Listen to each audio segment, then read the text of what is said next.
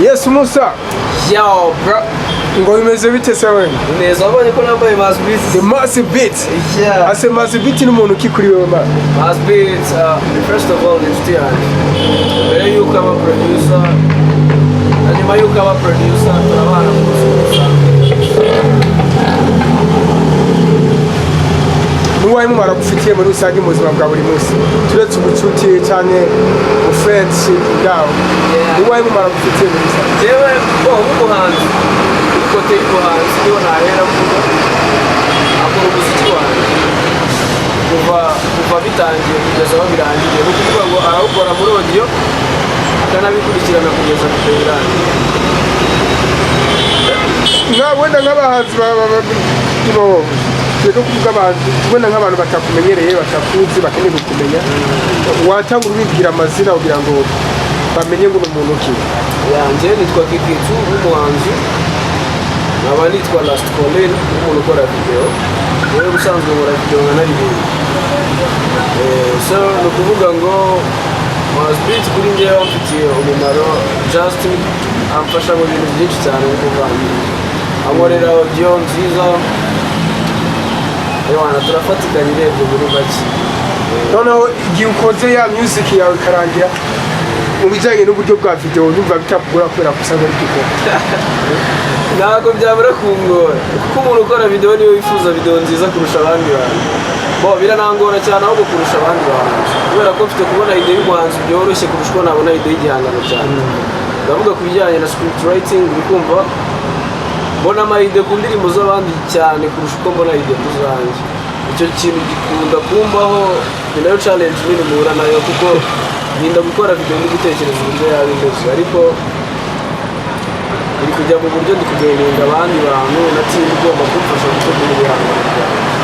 umusaka tugane ugira ngo abantu wenda bari ngaha hanze bamenye ngo bino bintu bikorwa gute biri mu maro meze gute hari abantu uzabona abahanzi harya bagakumva binjoying imiziki yabo ariko batazi bitegurwa gute sibyo bakabona kuri screen abantu bakishima mu mamanza atabuka amahirwe agatandukana abantu bagatamba music batazi ngo abantu bavunitse gute bavunitse sibyo none tubwiye ni zamboga mizi mukunda kugira wenda videographer niki kikugora muri rusange uvuga ati ikintu ebana kirambangamira ku buryo iyo nkigezeho numva nameze neza ibintu rero bihera mu tangiriro mu videographer ikintu kingora cyane kwanza no gukomberwa umuntu ugiye gukorera video kumwereka ko mbashije kumukorera video ko ibyo birangora kubera ko kugira ngo umuntu akwizera gw'igihangano cy'ikorera ishusho navuga yuko ari ikindi cyizere runaka atapfa guha buri muntu wari we wese so ku giti cyane navuga yuko imbogamizi za mbere ziboneka kuri wenda mu bintu bya shooting kubera ko abasani nyarwanda abahanzi turi gukorera indirimbo agakanya ntabwo ari abasitari bageze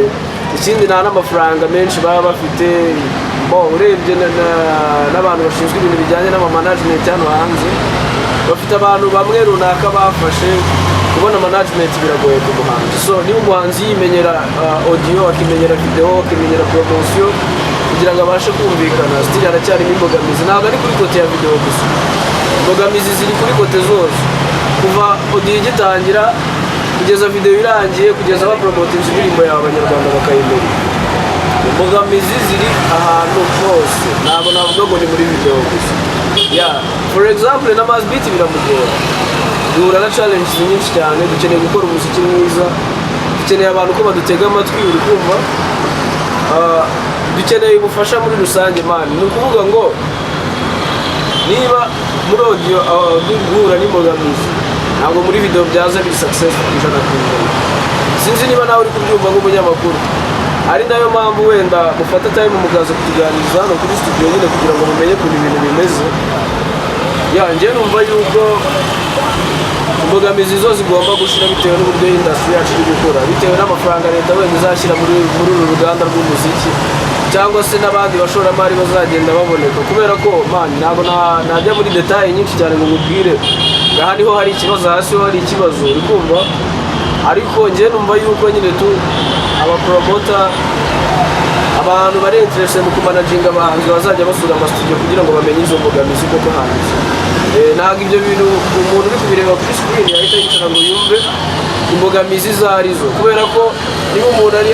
for example umuntu afite kubona washutingiye kwa Makuza akahita yumva inyubako ya Makuza ari iyawe no man biratugora no kuhabona aho hantu biba byagoranye nicyo kintu nshaka kubwira abantu wenda naguciriyemo hari igihe n'urugero hari igihe ushobora kuba wumvikanye n'umuhanzi umukorera igikorwa ariko wagira ndetse ariko kuri tele cyangwa kuri field ugasanga hari ibindi bibazo byaje mukagorana n'uwo muntu bitari bibasigiwe ugasanga umuntu rimwe hagiyemo na bya by'imishwana abantu barashwana cyane kubera ko nk'umuhanzi udafite management iri kwirinda ntabwo mwajya gushutinga video ngo uvuge ngo ibisabwa byose birahari hari igihe baza baguha offer yo gushaka kamera na gimbal gusa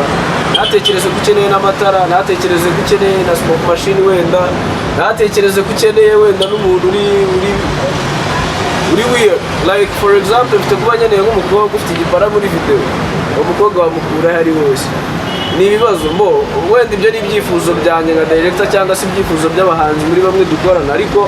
imbogamizi ziba ari nyinshi ufite kujya gushutinga ariko ugasanga umuhanzi nta transport afite ari kuruyenza kandi niho umuntu wakwishyuye ugomba gushutinga ariko biba ngombwa ko n'umuhanzi umutegeraga kandi ariwe ugiye gukorera igihanga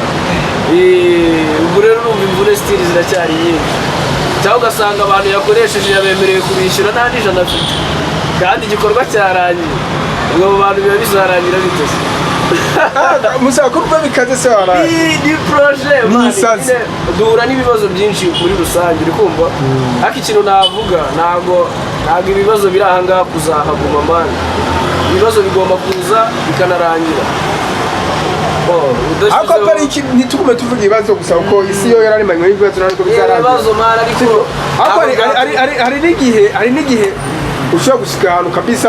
umufungo ukawufata nawe ukishima sibiza bishika se mama ubundi ni ukuvuga ngo ntabwo iteka ryose duhora mu bibazo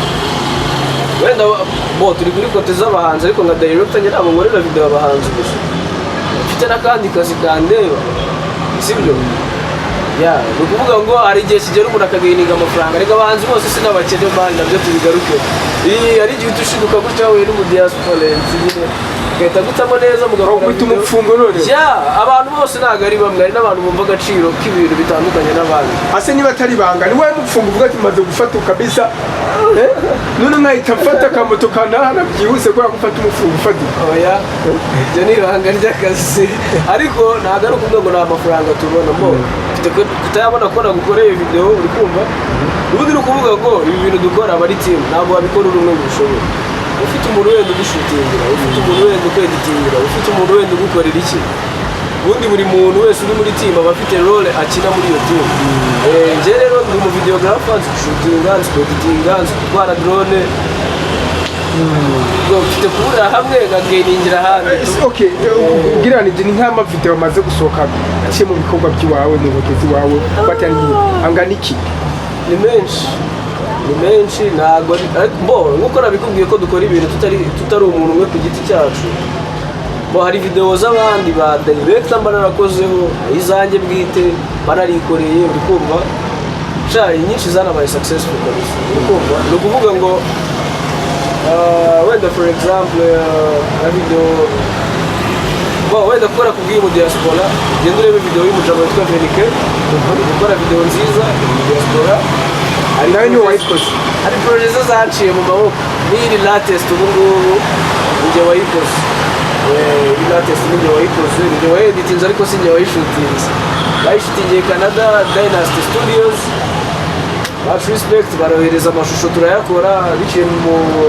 bufatanyabikorwa hagati y'abaproducer n'abahanzi n'imikoranire hagati ya studio n'abadirector kiduka nyine ibyo birakananje n'ibyangezeho to ni ibintu by'agaciro kuba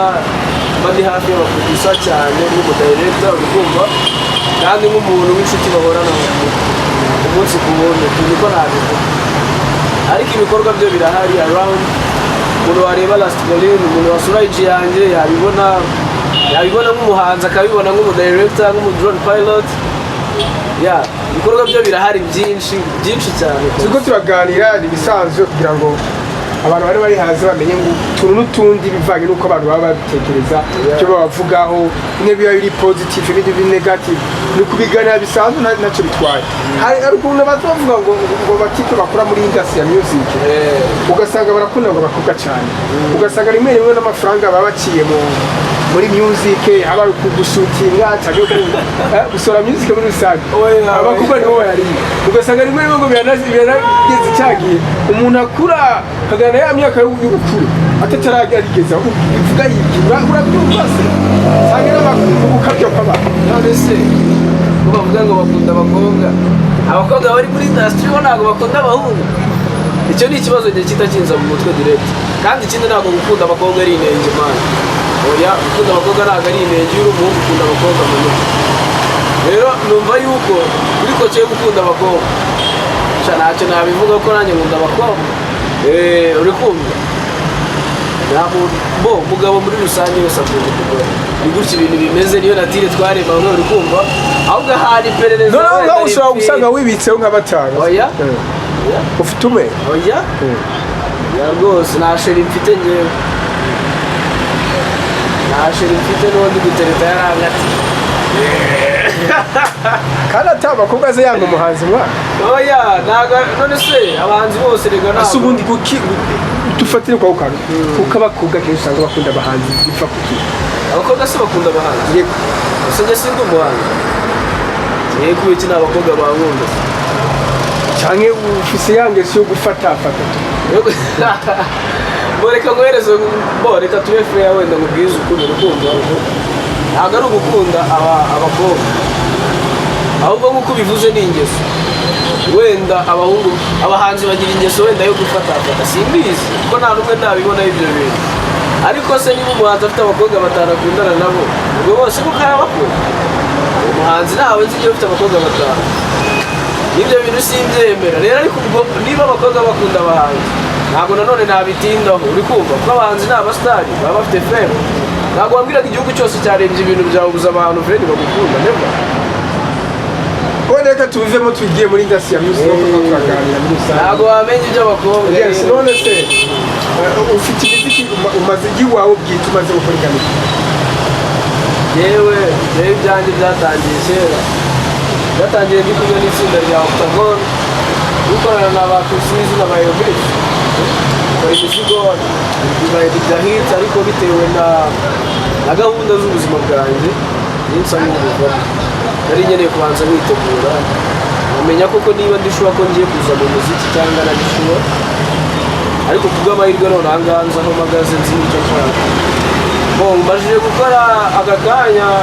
ubundi imbere naririmbaga rap music, nakoraga trap hip hop, nakoraga hip hop, ariko twabakubitaga nyine muri izo boro zose nakubwiraga. Ariko bitewe n'uko njye nakora injyana imwe cyangwa se ngewe nkora umuziki muri rusange, ndetse ibyo abantu bari gukunda njye nibyo mbaha, urukumva